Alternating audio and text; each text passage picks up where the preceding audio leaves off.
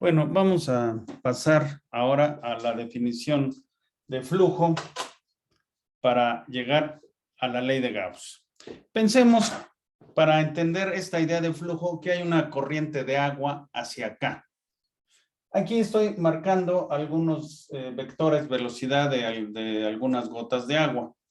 Entonces, lo que voy a hacer ahora es decir, a ver, ¿cuánta agua pasa a través de esta área? Aquí tengo un alambre y entonces lo coloco perpendicularmente al pizarrón para que el agua pase por aquí. Si ustedes piensan un poquito, verán que no es difícil darse cuenta que el flujo, es decir, la cantidad de agua que pasa por segundo, está dada por la multiplicación de velocidad del agua por el área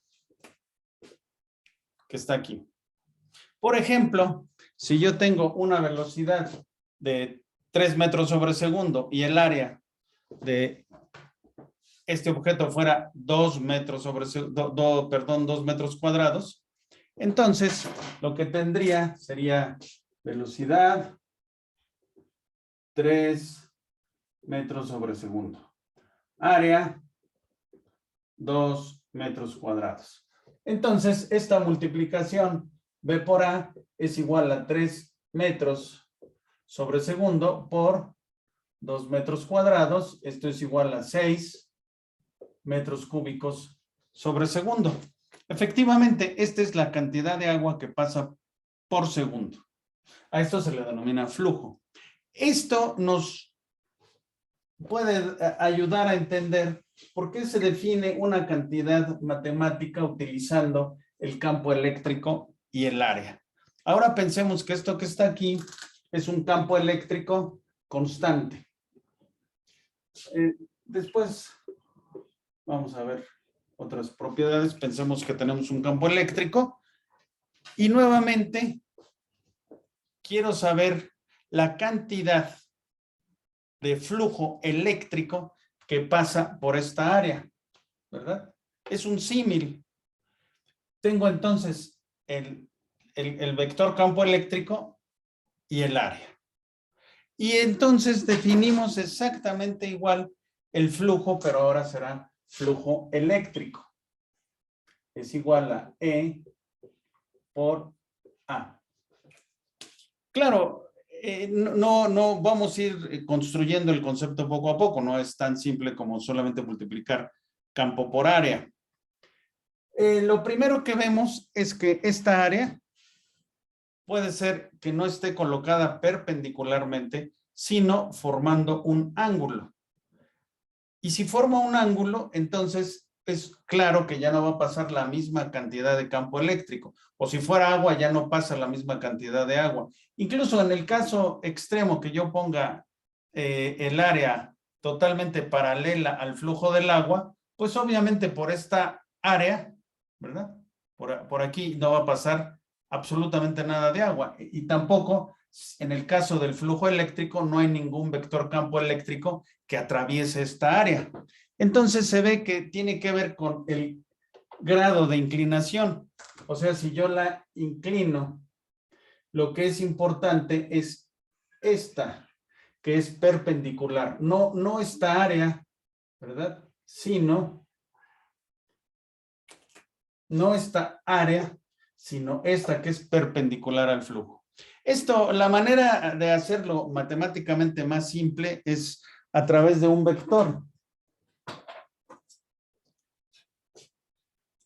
Pensemos en un vector que sea perpendicular al área, que vamos a llamar el vector n, un vector unitario perpendicular al área que tenemos. En el caso de esta área, por ejemplo, si yo tuviera, diría, bueno, pues si es el vector n es así. Si está inclinado, entonces el vector n, vean ustedes, tendría esta inclinación. Y aquí se forma un ángulo con la dirección del campo eléctrico, θ. De tal manera que cuando multiplico el campo eléctrico, puedo yo utilizar este ángulo para obtener tanto el área que me interesa. Entonces voy a multiplicar esta área, que voy a llamar área 2. Vean que el ángulo teta es este también, que está aquí. Por esa razón, A2 por coseno de teta me da esta área. De tal manera que A2 coseno de teta es igual a A1. ¿Quién es A1? Pues el área que me interesa. Entonces, por esta razón, debo yo estar multiplicando esta y esta por un coseno de teta. Pero ustedes ya saben que cuando se enfrentan a una cantidad de este estilo, nosotros tenemos que pensar en el producto escalar. Este es un vector y al área le asociamos el vector n perpendicular al área. De tal manera que lo que yo voy a tener es el vector campo eléctrico, producto escalar, este vector n multiplicado por el área. Entonces, esta es una definición mucho mejor para el flujo cuando todo es constante. Pero resulta que no todo es constante. Y el área, por ejemplo, pues puede ser no solo un área muy bonita, recta, como la que tenía aquí con el alambre, sino pues puede ser, imagínense, un globo, una bolsa de plástico, otra superficie. Entonces, para eso, nosotros lo que necesitamos es pensar de qué manera esta área la podemos reducir y hacer pequeña, de tal modo que el campo eléctrico sea perpendicular a esa área. Y vamos a pensar en un elemento de área, delta A, delta AI, delta A iésimo. Vean ustedes. Entonces podemos pensar en que por un pequeño elemento de área, ¿verdad? Lo que voy a tener es delta phi, que va a ser igual a el vector E punto n por el vector n perpendicular a ese elemento iésimo de área.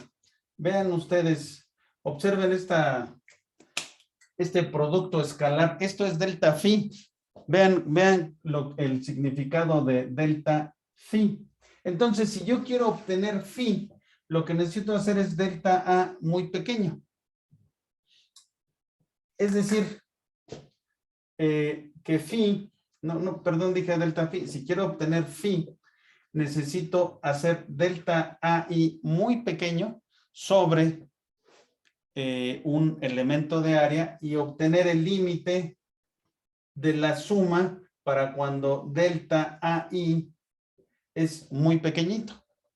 Y este delta AI, entonces este producto escalar se convierte en E punto N por delta AI, pero AI muy pequeño. ¿Esto qué es? Bueno, pues esto es justamente la definición de una integral para E punto N, producto escalar, por la diferencial de agua, de área, perdón, en una superficie S. Usualmente esto que está aquí, lo que se hace es que este producto escalar se sustituye. Voy a borrar acá arriba.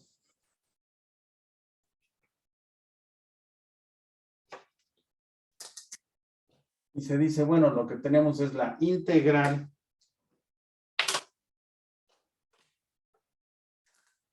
de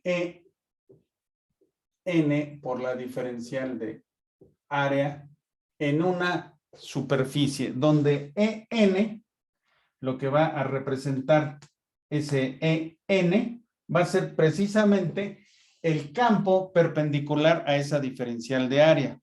Ahora bien, para definir el flujo interesante para nosotros, esto puede ser a través de cualquier superficie. Ahora vamos a pensarlo a través de una superficie cerrada y entonces por eso aquí se le pone una bolita para pensar en la superficie cerrada. Y esto que está aquí va a ser lo que nosotros vamos a entender por flujo eléctrico. Vean, esa ecuación es sumamente importante. Ahora, ya que tenemos esta ecuación, vamos a hacer un cálculo para una esfera, porque esta hacia donde nos dirigimos, hacia la ley de Gauss, es una ley que funciona con simetría para obtener resultados prácticos. Entonces pensemos que tenemos una carga Q y entonces esta carga Q vamos a encerrarla en una superficie virtual que por tal razón llamamos superficie gaussiana, ¿verdad? Porque nos vamos a dirigir hacia la ley de Gauss en este momento. Y entonces decimos, a ver, ¿cómo es esta integral? ¿Cuál es el flujo? Bueno, si observan ustedes, en cada uno de estos puntos, el flujo es, el campo es constante, ¿verdad? Tiene un cierto valor, pero en toda la esfera es constante. ¿Cuánto vale este campo? Ah, pues vale K por Q entre R cuadrada, porque escogimos una esfera de radio R. Este es el valor del campo eléctrico. Y como es perpendicular a cada elemento de la superficie de la esfera, esto justamente es EN, perdón. Entonces, la integral va a ser la integral de EN diferencial de área. Dijimos que era cerrada sobre la esfera. Y esto que está aquí va a ser igual. Observen que a la longitud, perdón, a la distancia R, el campo es constante. K por Q entre R cuadrada por la integral de dA en toda la esfera cerrada. Pero la integral de dA, pues no es otra cosa más que la superficie de la esfera. Entonces, resulta ser que el flujo es igual a K por Q entre R cuadrada por 4 pi R cuadrada, que es el área de una esfera. R cuadrado con R cuadrada se anula y eso es una maravilla, porque resulta que el flujo no va a depender de qué tan grande es la esfera que tenemos. Puede ser una esfera chiquita o una esfera grande. El flujo es el mismo, ¿verdad? Porque R cuadrada entre R cuadrada, lo que me queda es 4 pi K por Q. Ahora, esta Q no es cualquier Q, es el área que está encerrada por la esfera. Es lo que llamamos la carga que está dentro. Le ponemos una D que nos recuerda que es la carga total que está dentro de la esfera. Y ahora sí, podemos enunciar la ley de Gauss. Fue en este caso deducida para una esfera, se puede deducir para otras superficies, pero creo que esto es muy ilustrativo y funciona en general. Vamos a ver aquí cuál sería el enunciado de la ley de Gauss. Nos quedaría como que phi, que es precisamente el flujo sobre, para obtener el flujo es la integral de EN diferencial de área. Esto es igual a 4 pi K por Q interior, dentro, interior, en inglés incluso es inside, entonces por eso a veces se le queda la I de interna, ¿verdad? Esto que está aquí es la ley de Gauss y tiene varias aplicaciones sumamente interesantes, sobre todo cuando tenemos simetría. Entonces, aquí está la ley de Gauss.